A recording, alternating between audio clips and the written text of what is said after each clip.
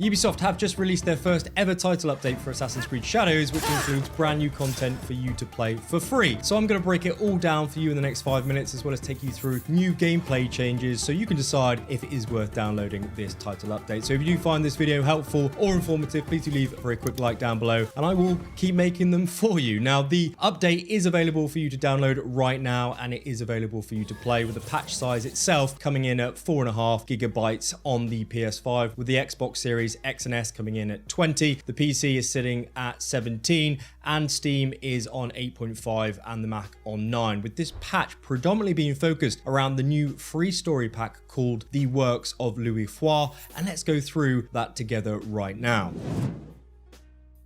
And the first thing that you need to know about this questline is that it is one of several that are yet to be released this year, which are unique questlines that will be permanently impacting the game in some way, and they are orientated around the already established characters in the game that you've already come across. In this case, or I should say in this title update, we learn more about Luis Frois, the Jesuit scholar who operated in the Sengoku time period, with the work that he completed in Japan at that time still being reviewed by historians to this day. Now, to start this quest, there's a few requirements that you need to know. Firstly, you need to have completed the quest called the Path He Walks in Yasuke's investigation board specifically, which is the quest where you kind of give Louis the Templar letter to decipher, if you can remember that. Now, once you do that, you'll then want to head to Azuchi and meet with Louis, which is here on your map, and then start this new storyline with either Naoe or Yasuke. You can play as either, which will then take you around 20 to 25 minutes to complete. That involves 4 quests in this arc to finish it, thanks to Jabak and Donut, who sped run this quest line for us. Now, without spoiling this overall quest, in broad strokes, you learn about the cultural differences between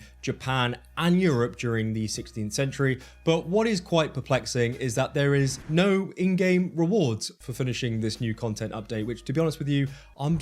really struggling to understand why the team has not offered something here apart from just experience, not even a trinket of some kind at the absolute minimum, because for all intents and purposes, this is almost like the Discovery Tour quests or the Lost Tales in Greece back in AC Odyssey, if you played them, where there were dozens of unique quests in the world like this one, which did offer at least some rewards for completing them, with actually the most recent example being in Valhalla, where you picked up a authentic Elderman armor set worn by warriors of that specific time period as a subsequent reward for engaging with this real-world questline that teaches you about history. Now, some of you won't mind that you don't get anything for this story pack, but I do want to flag this to those of you who do care and aren't too bothered about the historic part of the game, because there is more of these story packs coming this year, and this is not a good start for earning additional rewards via new content, so it's just something to bear in mind. That said, we do have new gameplay changes and a new armor set that has been added to the game as well. So let's move on and go through what all of those changes and what they are right now.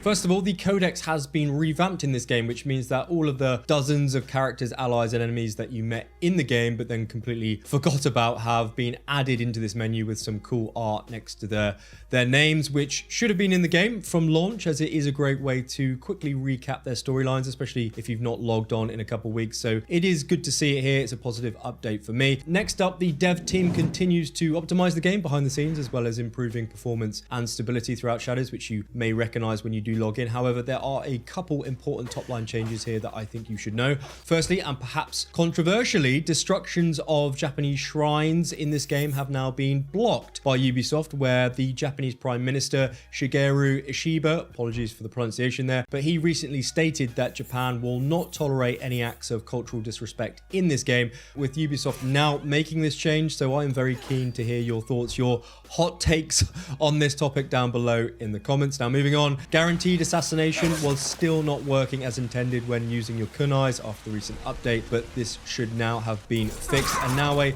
used to be able to drop a smoke bomb and then instantly kill bosses before this update, but unfortunately that has now been nerfed and won't be possible going forward in any of the expansions or future content. But speaking of a nerf, the Igan Sunset Tanto perk used to allow you to repeatedly slow down time when you spammed escape strike, but that has also been nuked. So you can only slow down time after interrupting an enemy, which which will definitely be missed. Now, there is no fix at the moment on that infantry or new icon notification not clearing when you flick through your infantry menu. It's still not working, so I will keep you updated on hotfix as soon as possible because that is very annoying. Now, we've also picked up a Tengu pack in the store, which has some very interesting stats regarding the utilization of smoke bombs, and frustratingly, I think is perhaps one of the best looking armor sets we've seen in Shadows so far, which of course is on purpose as it's now behind a paywall. But if you are interested in knowing about the breakdown of this whole set and how it all works in game, do click the video on your screen right now. But if I haven't uploaded it yet, click the video below it, which takes you through a full roadmap of all the content that's planned for Shadows or what's to come this year, which I also break down for you in detail there. Thanks to Nika and Jabak and Donut for helping me make this video for you. Sake is on them, and I'll see you in that next video in just a second.